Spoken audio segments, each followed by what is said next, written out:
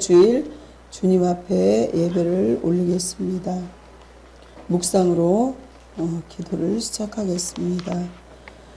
이새의 줄기에서 한 싹이 나며 그 뿌리에서 한 가지가 나서 결실할 것이요 어두운 세상을 빛으로 밝히시기 위해서 빛이신 독생자 예수를 이 땅에 보내주신 하나님 아버지, 거룩한 주님의 날에 성령의 임재가 시간과 공간을 초월하여 임재하게 하심을 감사드립니다.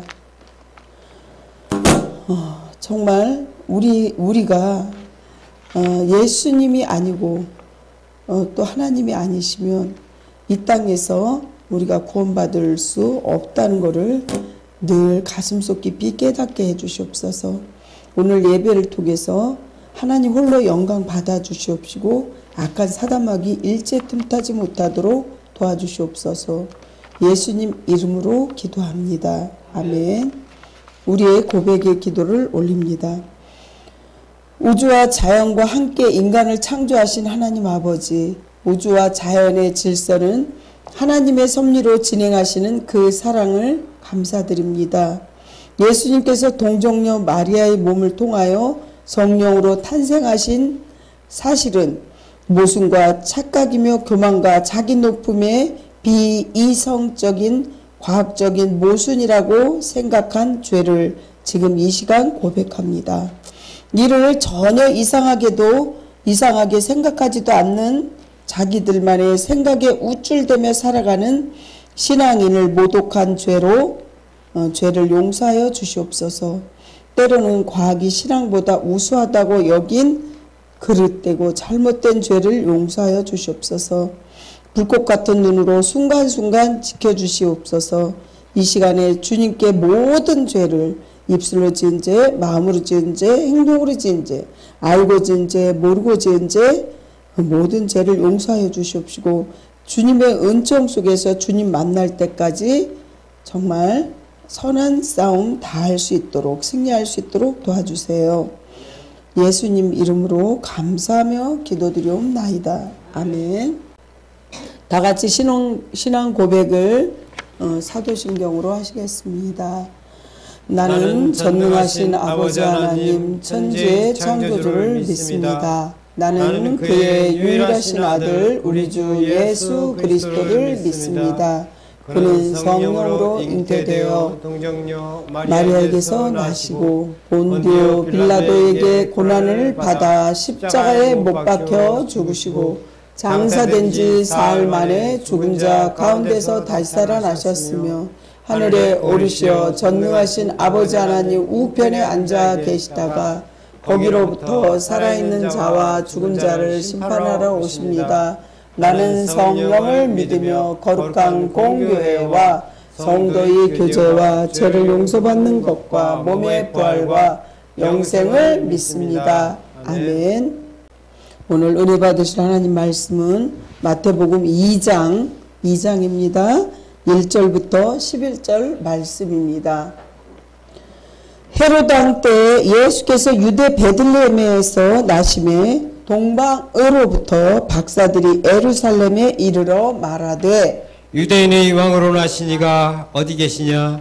우리가 동방에서 그의 표를 보고 그에게 경배하러 왔노라 하니 헤롯 왕과 온 예루살렘이 듣고 소동한지라. 왕이 모든 대제사장과 백성의 서기관들을 모여 그리스도가 어디서 나겠느냐 물으니 이르되 유대 베들레헴이오니 이는 선지자로 이렇게 기록된 바 또 유대 땅 베들레헴아 너는 유대 고을 중에서 가장 작지 아니하도다. 내게서 한 다스리는 자가 나와서 내 백성 이스라엘의 목자가 되리라 하였음이니이다. 이에 헤롯이 가만히 박사들을 불러 별이 나타난 때를 자세히 묻고 베들레헴으로 보내며 이르되 가서 아기에 대하여 자세히 알아보고 찾거든 내게 구하여 나도 가서 그에게 경배하게 하라. 박사들이 왕의 말을 듣고 갈새 동방에서 보던 그 별이 문득 앞서 인도하여 가다가 아기 있는 곳 위에 머물러 서 있는지라. 그들이 별을 보고 매우 크게 기뻐하더라. 11절은 같이 합독하시겠습니다. 집에 들어가 아기와 그의 어머니 마리아와 함께 있는 것을 보고 엎드려 아기께 경배하고 보배압을 열어 황금과 유향과 몰약을 예물로 드리니라. 기도하겠습니다. 10월 3일 쿠데타로 인하여 힘들었던 대한민국을 하나님께서 대한민국 국민을 보호하사 정말 모든 것이 주님께서 순조롭게 이루게 해주심을 감사드립니다. 지금은 작은 산을 넘어 앞으로도 진행될 모든 행정을 주님께서 순조롭게 될 수 있도록 도와주시옵소서. 하나님 말씀은 능하지 못하심이 없다고 말씀하신 하나님 아버지, 처녀 마리아의 몸을 통하여 독생자 예수 그리스도를 이 땅에 보내주심을 감사드립니다. 우리는 성탄절을 앞두고 하나님의 은혜를 받아 평안함을 누릴 수 있도록 도와주시옵소서. 기다리는 자중에 소망의 감동을 주시는 하나님 아버지, 처녀 마리아가 주님의 여정으로 하나님 뜻대로 이루어지기를 바란 것처럼 우리도 주님의 종으로 무슨 일이든지 소원하는 일이 감동으로 이루어 주시옵소서. 이 부족한 여정 저는 십자가 뒤로 감추시고 성령님께서 통로로만 사용하여 주시옵시고, 또한 아버지 제단 숯불로 저희 악하고 더러운 모든 것들을 태워 주시옵시고 우리 성도들 한 분 한 분을 주님께서 어루만져 주시옵소서. 주님 함께 해주시니 감사하고 예수님 이름으로 간절히 기도합니다. 아멘. 또 전철역에서는 데모하기 때문에 이렇게 서울에서 오는데 이렇게 힘들어하고 늦게 오는 것 같아요. 정말 이 나라가 너무 어수선한 것을 여러분들 기억하시고 꼭 기도하시기 바랍니다. 생활의 고! 생활의 고! 오늘도 주님과 함께 주님의 나라를 위하여! 오늘도 주님과 함께 주님의 나라를 위하여! 옆에 있는 분들 사랑하고 축복합니다. 뒤에 있는 분도 같이 사랑하고 축복합니다. 사랑하고 축복합니다. 건강하세요. 예. 오늘 말씀은 우리의 구원자 되시고 영생을 주신 우리 예수님에 대한 말씀입니다. 기독교는 창조 역사죠. 예. 창조 역사 이래 큰 사건 중에 하나가 예수님이 이 땅에 오신 거죠. 신성과 또한 육체적인 그 몸을 가지고 이렇게 이 땅에 오신 거예요. 이것이 사건 중에 아주 큰 기적의 사건이라고 말할 수 있습니다. 예수님께서는 왕 중의 왕이요 하늘의 보좌를 버리셨고 이 땅에 정말 말구유, 말이 밥 먹는 그 구유를 선택하여 찾아오셨던 그 밤에 그때 당시 하늘이 아주 바빠지기 시작했다는 거죠. 천사들의 메시아 탄생을 알리고 하늘의 별이 바쁘게 움직였습니다.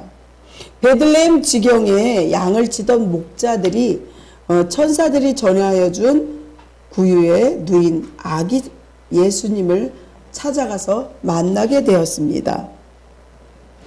동방 박사들이 멀리서부터 별이 떨어지는 그것을 보고 찾아온 거예요. 산과 강과 위험에 극복하고 예루살렘까지 찾아오게 되었습니다. 그렇다면 무엇 때문에 동방 박사들이 그 많은 어려움과 위험을 극복하고 아기 예수님을 찾아왔을까요? 왜일까요? 오늘 주신 2장 11절 말씀이 정답입니다. 한번 같이 읽어볼까요? 집에 들어가 아기와 그의 어머니 마리아와 함께 있는 것을 보고 엎드려 아기께 경배하고 보배압을 열어 황금과 유향과 몰약을 예물로 드리니라. 아멘. 이거는 어마어마하게 아주 그냥 돈이 많이 들어가야 돼요. 지금도 황금은 아주 굉장히 비싸잖아요. 거의 45만 원 정도 해요, 한 돈에. 그런데 유향과 몰약은 그 향수를 만드는 거고, 또 몰약은 시체가 썩는데 방부제 역할을 하는 거. 유향은 그 향수 역할을 하는 그런 거. 굉장히 비싼 거죠. 그런데 그거는 누구한테 이렇게 주냐? 왕이든 이렇게 정말 이렇게 어느 나라 갔을 때 이렇게 왕들에게 이렇게 주는 것이죠. 그렇습니다. 예루살렘에 오기 전에 동방에서부터 별을 보았어요. 이분들은 동방 박사들은 그야말로 박사고 선지자고 예언자라는 거죠. 그 예수님을 우리를 살리기 위해서 십자가에서 피 흘리셨고 죽으시고 부활하신 예수님이십니다. 여러분들 부활하신 예수님을 믿고 꼭 구원받으시고 영생 얻기를 축복합니다. 첫 번째 아기 예수님은요, 2000년 전에 예수님이 탄생하실 때 그 시대에는 기뻐할 만한 일이 없었어요. 왜일까요? 아주 우울한 시대였다는 것이죠. 그 이유는 유대는 로마의 속국이었고 정치적인 자유를 누리지 못했어요. 정말 그 시대에 그거를 드라마로 돼갖고 영화를 보니까 너무나 비참하고 너무나 이렇게 정말 지금 북한이나 이런 공산국가처럼 그런 나라였어요. 그리고 빈부격차가 굉장히 심했다는 거죠.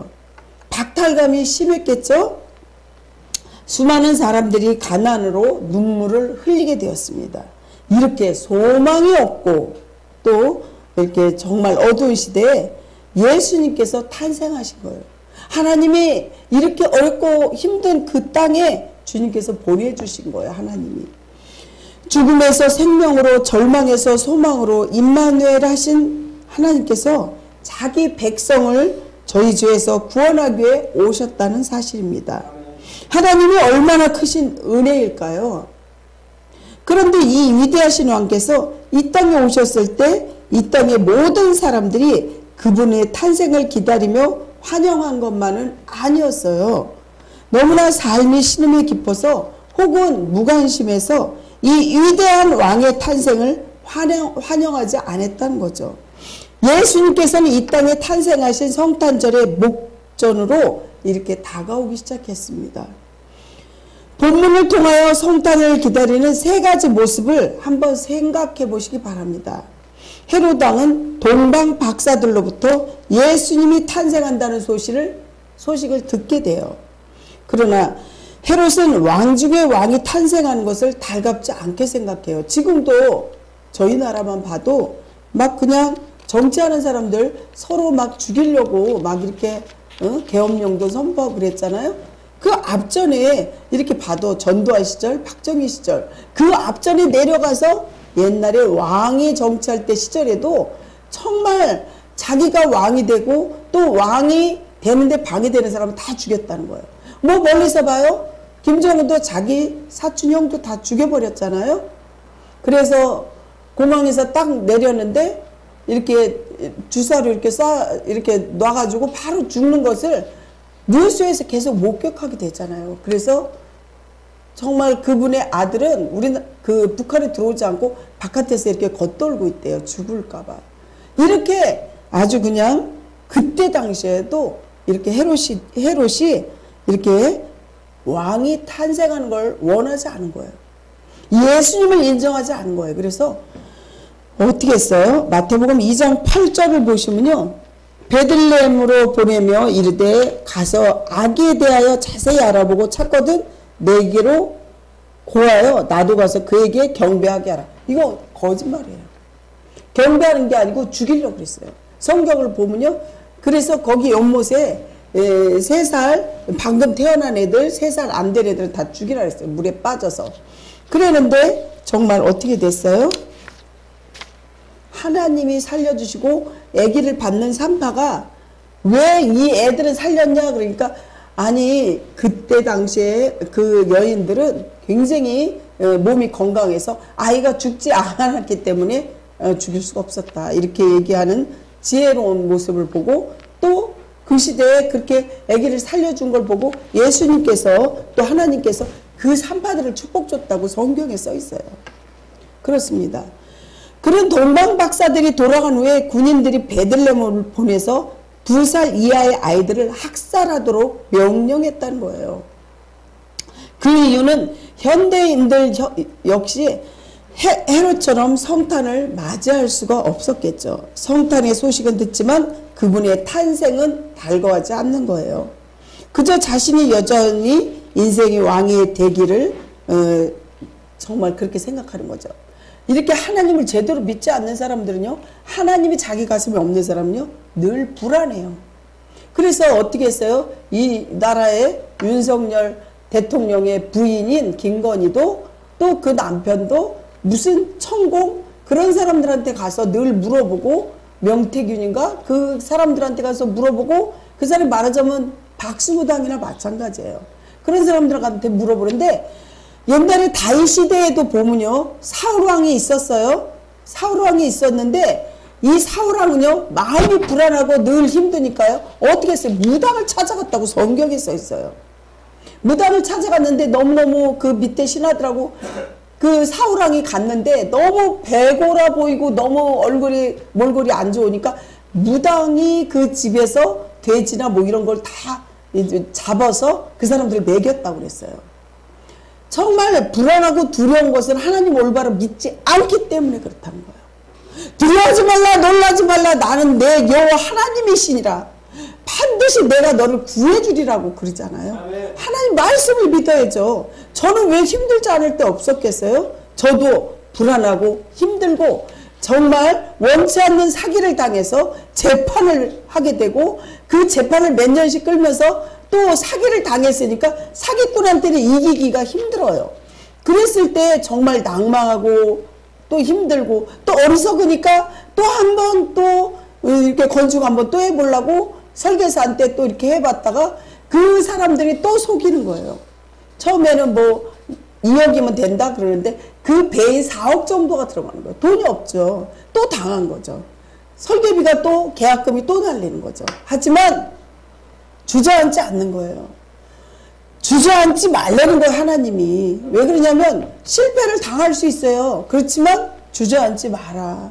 내가 너와 함께한다. 두려워하지 말라. 놀라지 말라. 나는 내 여호와 하나님의 신이라. 내가 어디로 갔는지 너를 도와주리라. 참으로 오른손으로 너를 붙들리라. 이렇게 말씀하셨죠. 근데 그 시대에도 그랬다는 거예요, 성경이. 무당을 찾아갔어요. 두려워하는 거예요. 근데 지금 시대에도 그들이 하나님을 믿지 않기 때문에 두려워하는 거라는 거죠. 두려워서 떨고 그 천공 그런 사람들 찾아가면서 그 사람이 유튜브에 보니까 무슨 새가 죽었다고 뭐 어쩌고 저쩌고 하면서 그 불길한 얘기를 예언하는데, 아니 자기 코앞에 있는 그 윤석열을 지지하지도 못하고 그 사람들은 왜 그렇게 떨어지게 해요? 하나님만이 모든 것을 정말 무소부재, 무소편재, 무소불능하신 분이라는 거죠. 아멘? 그렇습니다. 우리가 두려울 때 무당도 찾아가고 성당에 다니는 사람도, 심지어 교회 다니는 사람도 1월 1일 되면요 무당집이 이렇게 아주 그냥 문전성시를 한다 그러잖아요. 두렵기 때문에. 자기 1년 어떻게 살까 두렵기 때문에. 두려워하지 말라는 거예요. 오직 하나님 믿으려는 거예요. 10계명에 1계명에 날 위해 다른 신을 하늘이나 땅에 두고 섬기지 말라 그러셨어요. 우리의 죄를 온전히 회개하고 하나님 앞에 바로 서고 주님의 말씀을 듣고, 주님 내가 어느 방향으로 갈까요? 주님 나의 인생의 나침판이 되어주세요. 교통정리하게 해주세요. 악한 것들을 완전히 물리치게 해주세요. 이렇게 기도해야 된다는 거죠. 제가 직접 그 집회하는 데 찾아가 보지 못했지만 가슴이 쓰리고 눈물이 나더라고요. 하나님께서 함께 하신 걸 목전에서 볼 수 있겠더라고요. 사랑하는 성도 여러분, 정말 주님께서는 살아계신데, 몇 해 전에 이런 말씀이 미국의 무신론 단체가 노스캐롤라 주에서 주와 함께 콜로라도 주에 크리스마스에 교회 가지 마세요. 그런 문구가 써 붙였었어요. 그 광고의 시작이 논란이 된 적이 있었습니다. 그들은 산타 그림과 함께 교회 가지 마세요. 선한 뜻을 위해 선하게 사세요. 행복한 휴일 되세요. 그냥 거기에는 구원도 없고 영생도 없는 거예요. 세상 사람들은 단지 자기 말초 신경 그때그때 기분만 좋으면 되는 거예요. 그들에게 주님의 탄생은 헤로당처럼 주고 싶은 불편한 소식이었다는 거죠. 마태복음 2장 4절부터 6절을 보시게 되면요 이렇게 써 있죠. 왕이 모든 대제사장과 백성의 서기관들을 모아 그리스도가 어디서 나겠느냐 물으니 이르되 유대 베들레헴이오니 이는 선지자로 기록된 바 또 유대 땅 베들레헴아 너는 유대 고을 중에서 가장 작지 아니하도다. 내게서 한 다스리는 자가 나와서 내 백성 이스라엘 목자가 되리라 하였음이니이다. 이렇게 말씀하고 있습니다. 정말 우리는 이런 불편한 소식, 믿지 못할 어리석은 세상의 소식을 접하지 말고 오직 복음인 복된 소식인 성경 말씀 신약 구약을 우리 가슴 속에 새기시기를 예수님 이름으로 축원합니다. 두 번째, 예수님의 탄생에 대한 예언을 말씀합니다. 헤롯의 질문에 대제사장과 서기관들은 이렇게 정답을 말합니다. 그때 당시 왜냐하면 7세기 전에 이미 미가 선지자를 통해서 메시아 출생을 정확하게 밝혀놓기 때문입니다. 미가서 5장 2절을 한번 보시면요. 베들레헴 에브라다야 너는 유다 족속 중에 작을지라도 이스라엘 다스릴 자가 내게로 나올 것이라 그의 근본은 상고에 영원히 있느니라. 이렇게 성경 말씀에 미리 예언을 하신 거죠. 그토록 기다리고 고대하던 메시아가 마침내 오셨는데 기약에도 그분에 관해서는 무관심했다는 거죠. 지금도 이스라엘 정통 유대인들은요 예수님 인정하지 않아요. 어떻게 유대 땅에 그 작은 고을에 베들레헴에서 어떻게 예수님이 나오냐? 예수님이 삐까뻔쩍 키도 크고 멋있는 것도 아니고 자그마하고 목수의 아들인데 무슨 예수가 나오냐? 이렇게 해서 인정하지 않아요. 지금도 정통 유대인들은. 하지만 그 요즘에도 정통 유대인도 있지만 유대인이지만 이렇게 깨어있는 분들은 그거를 받아들이는 분도 있습니다. 그렇습니다. 이렇게 베들레헴에서 위대한 왕이 탄생했다는 걸 정말 경배해야 함에 마땅하지만 그렇게 안 했다는 거죠. 그러니까 정말 작은 고을에서 이렇게 났다는 걸 부정하는 거예요. 예수님이 그거를 이렇게 났다는 거를 믿지를 않는 거예요. 그래서 지금도 예수님 어서 오시옵소서 어서 오시옵소서 이렇게 기도하고 있죠. 그들은. 그렇지만 예수님이 성경에 보면 뭐라고 표현해요? 정말 가난하고 거지 같고 정말 남한테 구걸하고 이런 자에게 하는 게 나하고 똑같다고 성경에 써 있어요. 그러면 우리는 그렇게 가난하고 보잘것없는 사람들은 사람 취급도 안 하잖아요. 그런 자에게 하는 게 나하고 똑같다고 이렇게 말씀하시고 계십니다. 메시아에 관한 그들의 신앙은 그저 종교적인 신앙일 뿐이라는 거죠. 그렇습니다. 지금은 대기업으로 성장한 음료수를 만드는 여러분들 잘 아는 코카콜라. 원래 1920년대만 해도 겨울철에 사람들이 잘 마시지 않았어요. 더울 때 마시지 누가 코카콜라나 뭐 사이다나 뭐 이런 거를 추운 겨울에 먹겠어요. 하지만 이 회사에서 아이디어를 내게 된 거예요. 어떻게 됐냐면 코카콜라 병에 새겨진 로고가 빨간색인 그 점을 착안해서 산타클로스 할아버지를 만들기 시작한 거죠. 빨간 옷을 입히고 과거의 근엄하고 이미지를 모든 것을 없애버리고 아이들이 좋아하는 인자한 모습으로 이제 웃음 짓는 산타클로스, 배도 나온 산타클로스, 또 수염을 하얗게 그린 코카콜라의 거품을 상징하는 그런 얼굴로 이미지를 바꿨어요. 처음 광고에 산타클로스가 아이들에게 선물을 주기 위해서 각 집을 방문하다가 힘이 들어 지쳐 있을 때 코카콜라를 마신다는 그런 그 문구를 설정해 놓기 시작해요. 선전하는 거를. 그런데 두 번째 광고는 산타클로스가 콜라를 좋아한다는 사실을 안 아이들이 산타클로스가 선물을 두고 커다란 양발을 코카콜라를 가져다가 산타클로스를 기쁘게 한다는 설정을 찾게 된 거예요. 그러니까 어떻게 될까요? 광고는 그때 대성공으로 거둔 거죠. 그래서 지금까지도 대한민국에도 코카콜라가 지금도 이렇게 나오고 있잖아요. 그때 그 시대에 그렇게 된 거예요.